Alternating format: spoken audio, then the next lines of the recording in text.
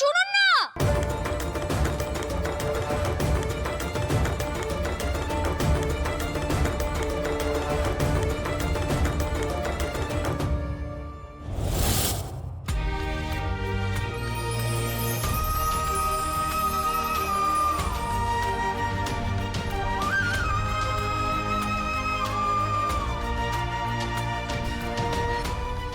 রাধা, তুই?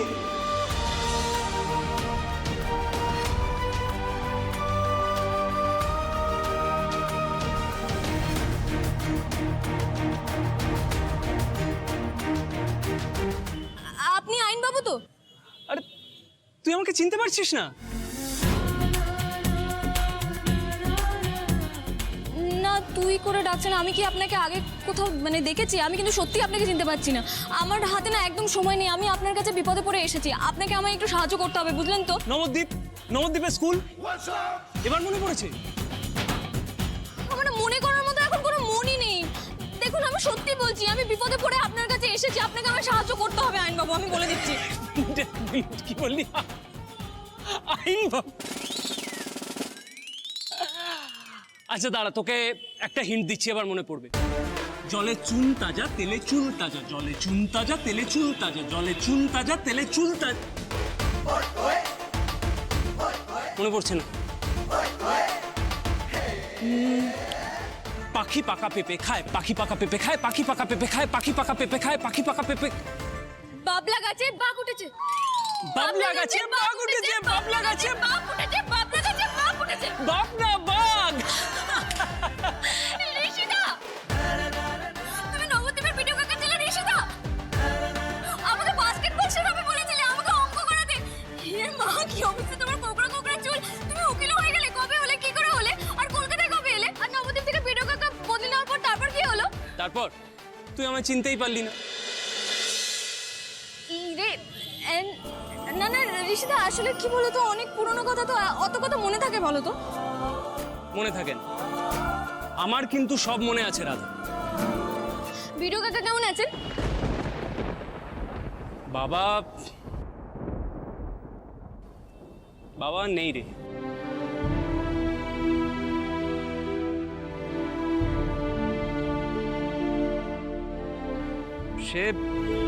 সেসব বাদ দে, তুই এখানে কেন সেটা বল। ও হ্যাঁ, আমি না অনেক দরকারে পড়ে এসেছি গো তোমার কাছে, খুব দরকারে পড়ে এসেছি। আমি যদি আগে জানতাম তুমি সেই উকিল, তাহলে তোমার কাছে আমি আগেই আসতাম, জানো তো?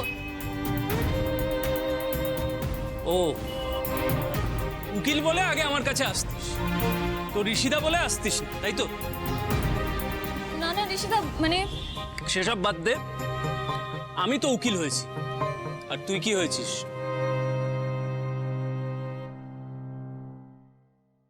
বউ।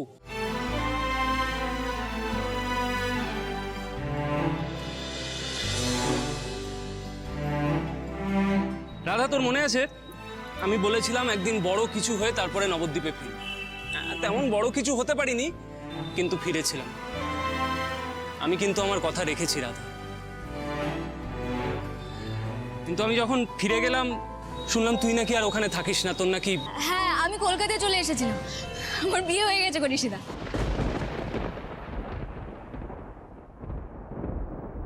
তাহলে আজকে এখানে কেন এসেছিস? তোর বিবাহ বার্ষিকীর নেমন্তন্ন করতে? আচ্ছা রাধা, রাধা তুই কি এতটাই ছোট ছিলিস যে বুঝতে পারিসনি কেউ যখন ফিরবে বলে তার মানে কি? তুমি কি আমার সাথে মজা করছো ঋষিদা?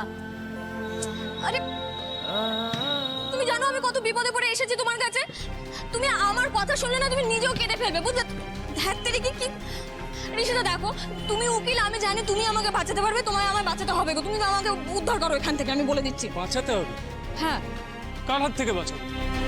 তোর বরের হাত থেকে, তাই তো? ডিভোর্স করাতে হবে, তাই তো? কিন্তু আমি তো ডিভোর্স না না ঋষিদা, কি বলছো? না না জিজি, ডিভোর্স হতে যাবে কেন? তাহলে তুমি আমার কথাটা শোনো না, খেলছো কেন? ঋষিদা, আমাকে বাঁচাও গো, আমাকে বিপদের হাত থেকে বাঁচাও। কিসের বিপদ? কারচুপি গো, মস্ত বড় কারচুপি। আমাদের কোম্পানিতে না মস্ত বড় কারচুপি হয়েছে গো। আমার স্বামী, উনি অসুস্থ। হিরো বাবু ওই অসুস্থতা অবস্থা। হিরো বাবু মানে? আমার স্বামী, আমার স্বামী হিরো বাবু। ও, তো বিপদে পড়ে নিজে না এসে বউকে পাঠিয়েছে। না না না না, উনি পাঠাননি, আমি নিজে এসেছি। ঋষিদা, তুমি আমাকে সাহায্য করবে কি করবে না বলো তো? তুমি আমার কথা শুনবে কি শুনবে না? দেখো, আমার কিন্তু প্রচুর তাড়া আছে, আমাকে বাড়ি ফিরতে হবে, আমার আমার পরিবারকে রক্ষা করতে হবে, সেন বাড়িকে বাঁচাতে হবে। তুমি বলো, তুমি আমার কথা শুনবে কি শুনবে না? উত্তর দাও, আমার দিয়ে দাও, উত্তর দিয়ে দাও। বলে দাও। রাধা, এটা বাস্কেটবল কোর্ট, আইনের কথা এখানে হয় না।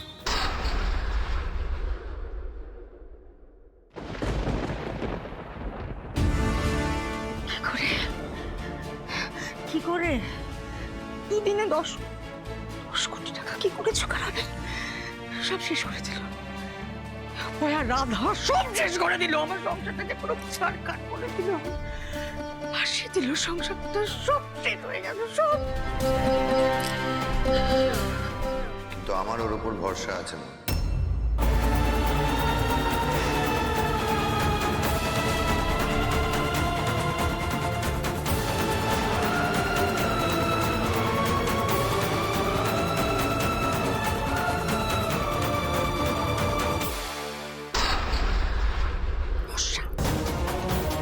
এখনো ভরসা, এখনো এত ভরসা তোর? তোর এই ভরসার জন্য তোর বাবার হার্ট অ্যাটাক হয়েছিল। এতটা ভরসা করলি, আর কি মর্যাদা দিচ্ছে এই মেয়ে? কি ফোন করেছিলিস তো? অফিসে তো নেই, বললো তো বাইরে গেছে। কি করছে বাইরে? সমস্ত এমপ্লয়ি ছাঁটাই হচ্ছে, তাদের মাইনে বন্ধ হয়ে যাচ্ছে, এত টাকা কোথা থেকে আসবে?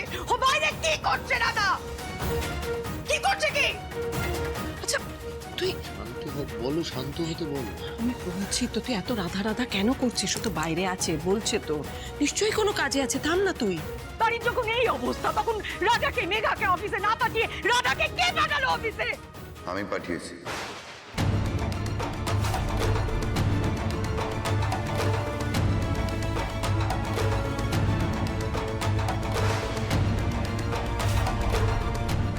আমার মনে হয়েছিল প্রয়োজন, তাই পাঠিয়েছি। তাই এক্ষেত্রে সব দায় আর দায়িত্ব আমার।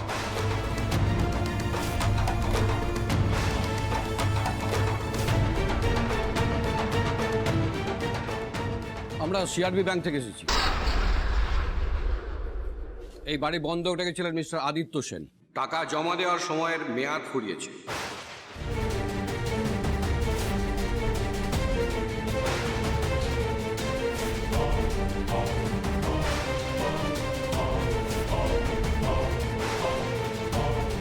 আজকের মধ্যে এই বাড়ি খালি করে দিতে হবে।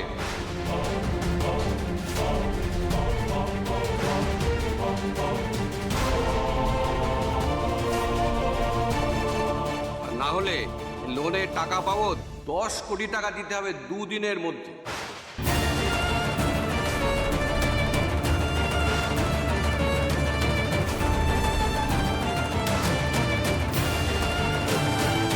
এভাবে বলবেন না আপনি। আগে আমাকে বিষয়টা সামলাতে দিন, আমি নিশ্চয়ই কিছু একটা ব্যবস্থা করব। কি হচ্ছেটা কি? এসব কি হচ্ছে দাদা ভাই? শুধুমাত্র ওই মেয়েটার জন্য আমরা চোখে অন্ধকার দেখছি কেন রে? হ্যাঁ, করুন, যা করবেন তাড়াতাড়ি করুন, আমাদের সময় নেই।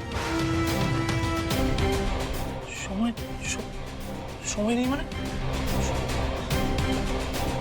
এখন আমরা 10 কোটি টাকা কিভাবে জোগাড় করবো এত তাড়াতাড়ি? মা, আমার এই 10 কোটি টাকা না জোগাড় করতে পারলে তো আমাদের সব শেষ হয়ে যাবে।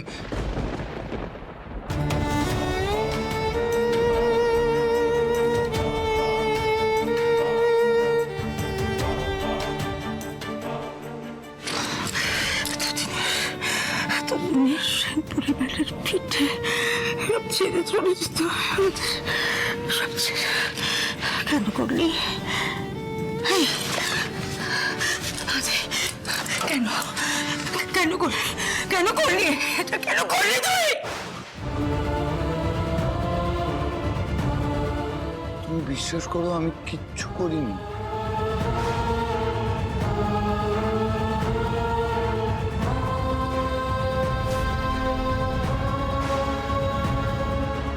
সত্যি করিনি। আমরা তোমার নিজের মানুষ।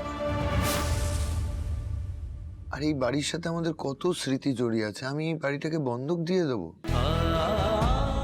চিন্তা করো না, একটু সময় দাও, কিছু একটা বন্দোবস্ত করব। আর রাধাও তো চেষ্টা করছে। রাধা রাধা সারাক্ষণ শুধু রাধা। কি করবে? সব জ্বলে পুড়ে ছারখার হয়ে গেলে তখন রাধা আসবে ব্যবস্থা করতে। কি করবে রাধা?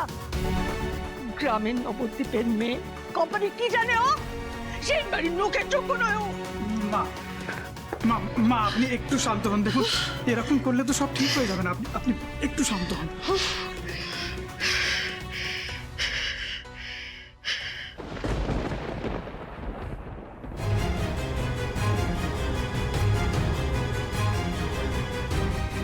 আমাদের দয়া করে আমাদের একটু সময় দিন, আমরা সব টাকা শোধ করে দেবো, আমি কথা দিচ্ছি। দেখুন স্যার, আমাদের হাত পা বাঁধা, কিচ্ছু করার নেই। এই দেখুন ইমেলের কপি এসে গেছে। টাকা না দিলে বাড়ি ছাড়তে হবে। এসব কি বলছেন?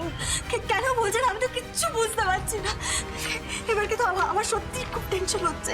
সবাই বুঝতে পারছো ওই রাধার উপরে ভরসা করে কি হলো?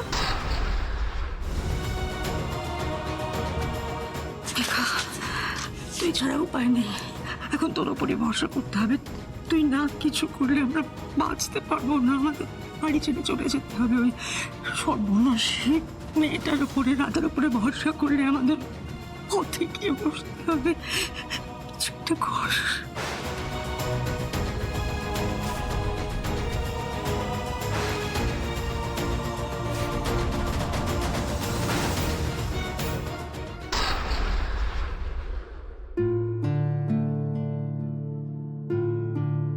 বুঝলাম, কিন্তু তুই কি করে এত শিওর হচ্ছিস যে তোর হাজবেন্ড এগুলো করেনি? আমার তো মনে হচ্ছে তোর হাজবেন্ডই এসব করেছে। এই কেসটা আমি নিতে পারবো না রাধা। একজন হেরে যাওয়া মানুষকে আমি জেতাতে পারবো না।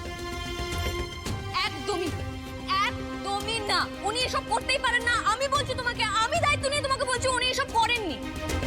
দেখো, এটাই আমাদের প্রমাণ করতে হবে। তুমি ওনার উপর ভরসা করতে পারো, আমি বলছি তোমায়। ভরসা? আমি একজন উকিল রাধা, এই চোর জালিয়াতদের নিয়ে আমার কারবার। আর এই ব্যবসাদার মানেই না খানিকটা জালিয়াতি তো নিশ্চয়ই করেছে। এসব বিজনেস পলিটিক্স তুই বুঝিস না, একটা মিথ্যে গল্প খাড়া করে ইন্স্যুরেন্স থেকে টাকা নেওয়ার মতো। ঋষিদা, সব বুঝি আমি রাধা, দুদিন পর দেখবি সব ঠিক হয়ে গেছে। দেখো ঋষিদা, তুমি মানুষটাকে না চিনে না জেনে এরকম ধরনের কথাবার্তা বলতে পারো না, ঠিক আছে? ছাদ থেকে পড়ে গেছিল আমার স্বামী, পা ভেঙে গেছে, আমার স্বামী অসুস্থ, আর তুমি চুপ কর রাধা, চুপ কর প্লিজ।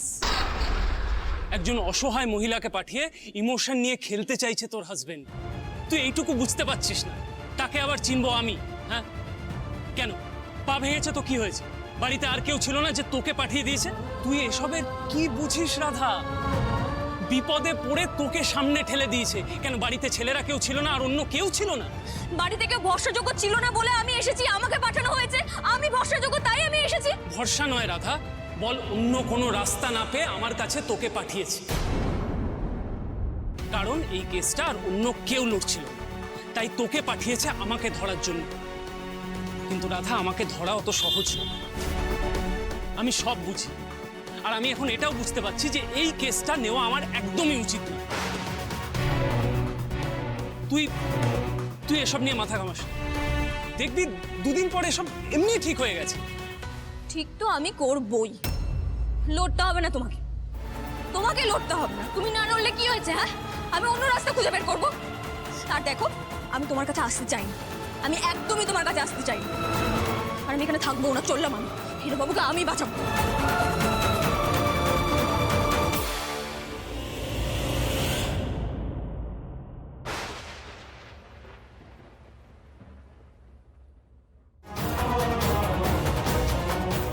আজও তুই এইভাবে চলে গেলি রাধা। তুই এখন আগের মতন সরল সাদাসিধে আছিস। এই বড় শহরের বড় লোকেরা তোকে ঠকিয়ে নিংড়ে নেবে, আর তুই বুঝতেও পারবি না। সবাই চেনে আদিত্য সেনকে। প্রথম স্ত্রীকে মেরেছে, এবার তোকে ধরেছে। একটা মানুষ তোকে এইভাবে দিনের পর দিন ঠকাচ্ছে, আর তুই তার জন্য এমন করছিস কেন রাধা? কেন?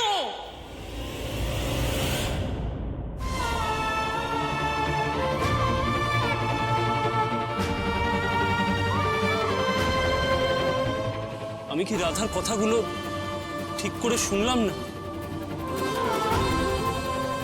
আমার তো উচিত ছিল নিজের ইমোশন ভুলে গিয়ে রাধার কথাগুলো ভালো মতন শোনা। রাধা তো মিথ্যে কথা বলার মেয়ে নয়।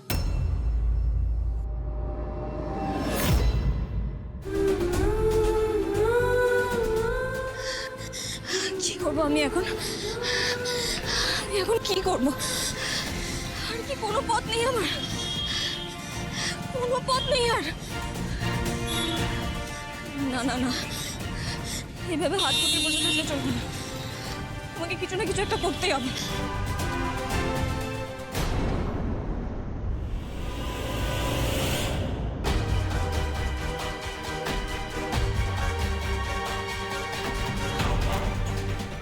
হ্যালো দিদি, থাকলে এখন কত ভালো হতো বলো তো। রাধা! কেন তুমি চলে গেলে? তুমি থাকলে আমি এখন সাহস জোগাতাম আমার মনে।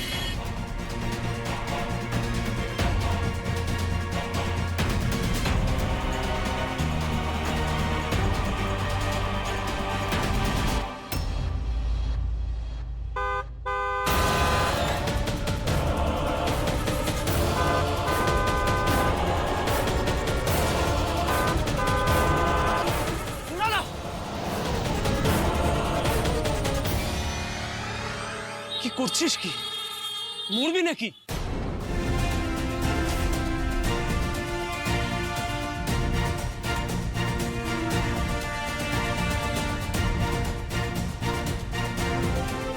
আমি বললাম কি বাঁচলাম, তোমাকে দেখতে হবে না ঋষিতা। আর আমি এখন বাচ্চা নই, বড় হয়ে গেছি, একজনের স্ত্রী আর একটা পরিবারের বড় বউ। আমি আর ছোট নেই, অনেক কিছু শিখে গেছি, রাস্তাও পার হতে পারি, বুঝেছো?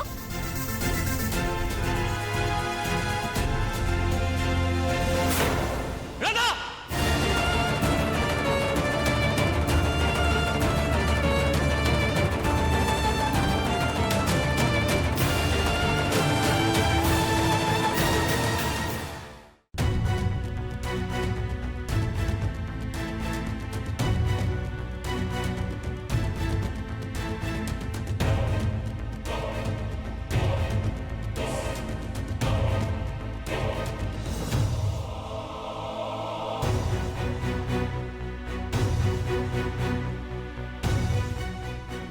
কি ব্যাপার?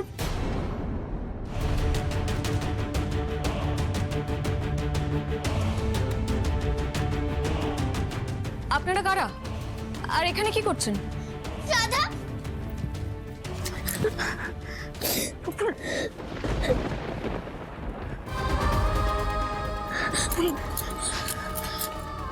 হিরবাবু, হিরবাবু কি হয়েছে? হ্যাঁ, আপনারা এরকম করবেন না প্লিজ। আমরা দুদিনের মধ্যে 10 কোটি টাকা কোথা থেকে জোগাড় করবো বলুন তো? বাড়িতে অসুস্থ মানুষ আছে, বাচ্চা রয়েছে, আমরা সবাই মিলে কোথায় গিয়ে উঠবো? স্যার আপনি একটু বোঝার চেষ্টা করুন। দেখুন এতগুলো লোকজন, আমরা সবাই মিলে কোথায় যাবো বলুন এত তাড়াতাড়ি? একটু বুঝুন আপনারা। হিরবাবু কি হয়েছে বলুন তো? আমি ঠিক বুঝতে পারছি না হিরবাবু। সব কিছুর জন্য তুমি দায়ী।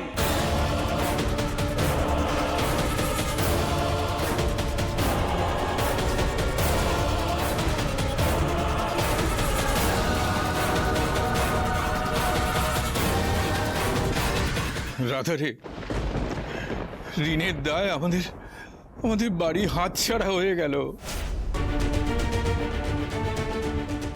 আমরা যে একদম রাস্তার বিক্রি হয়ে গেলাম রে। তুমি একদম চিন্তা করো না জেঠু, তুমি একদম চিন্তা করো না। আমরা সবকিছু প্রমাণ করে দেবো, এই সব যে মিথ্যে আমরা প্রমাণ করে দেবো, তুমি একদম চিন্তা করো না।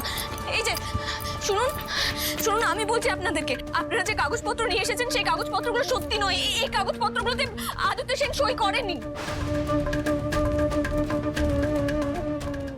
ম্যাডাম, আপনার যা বলার কোর্টে গিয়ে বলুন। আপনারা কিন্তু ঠিক করছেন, আপনারা যা করছেন ঠিক করছেন না কিন্তু। আইন মেনে কাজ করছি ম্যাডাম, আপনি আটকাবেন কি করে? তাহলে তাই করুন, এখনো তো প্রমাণ হয়নি তাই না? আর দেখুন, আমি আদালতের আইন অত কিছু জানি না, কিন্তু জীবনের আইন আমি খুব ভালো মতো করে জানি। আর প্রমাণ এখনো পর্যন্ত কিচ্ছু হয়নি। আমাদের হাতে 2 দিন সময় আছে, আর এই 2 দিনের মধ্যে আমরা সবকিছু প্রমাণ করে দেবো। এখন আপাতত আপনারা যান।